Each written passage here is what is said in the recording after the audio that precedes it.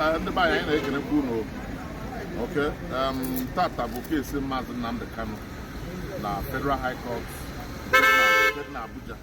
Anyị ejego pụta and ihe mere tata bụ emu bụrụ our no case submission. Ndị ọbụ anyị na ha reply kwa to ihe anyị kwuru. Anyị nwere olileanya na ọ ga-adịrị anyị mma. Anyị nwere olileanya na anyị ga-enwe mmeri. Ọ bụ Chineke na ihe a. Anyị anaghị asịnye anyị ihe onye ọzọ, ihe anyị na-ekwu sinye anyị nke anyị ka anyị na ọrụ onwe anyị. And like I always say, egwu a nọ na ya nkịta bụ egwu surugede. Ndị nna nna anyị ha nọ n'egwu. Ha ma ihe anyị na-eme, akụkọ ọfọ kpee ya na ekpele yọọ ya na biko chụọ aja dị na ya nụ. Mazi Nnamdi Kanu atahụgo afụfụ. Ọ bụrụ so na nga ọ nọ for 10 years. Since 2015 we ruo now, all enough sacrifice n'ihe anyị na-achọ.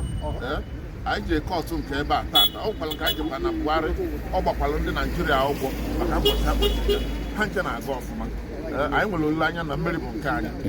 N'aha Chukwu ga-abịa ama. N'ọnụ, daalụ. Thank you. Ndị Igbo ọ ga-adịrị ụnụ mma o. Ise. Ọ ga-adịrị ụnụ mma o. Ise. Ọ ga-adịrị ụnụ mma o. Ise.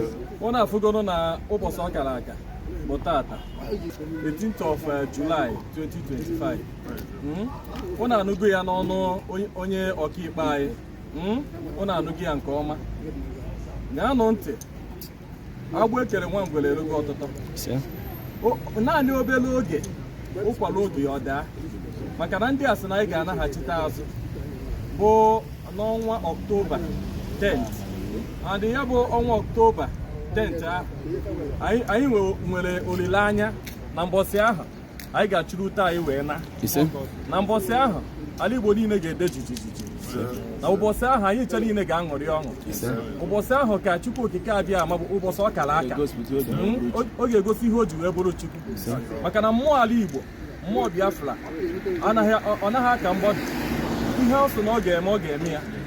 Ihe ahụ o dere odewe ya. Anyị na-asụ ndị Igbo ọ ga-adịrị ọnụ na mma. Biko nụ na-atụnye nụ onye ndu anyị bụ Mazi Nnamdi Kanu na ekpere.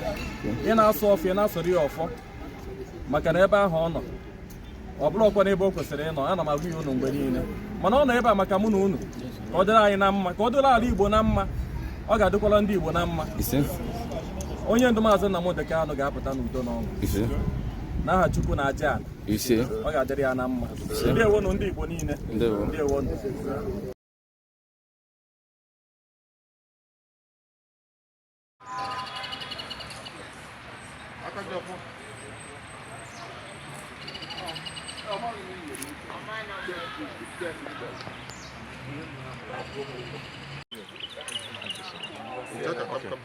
Yeah, snap. Okay.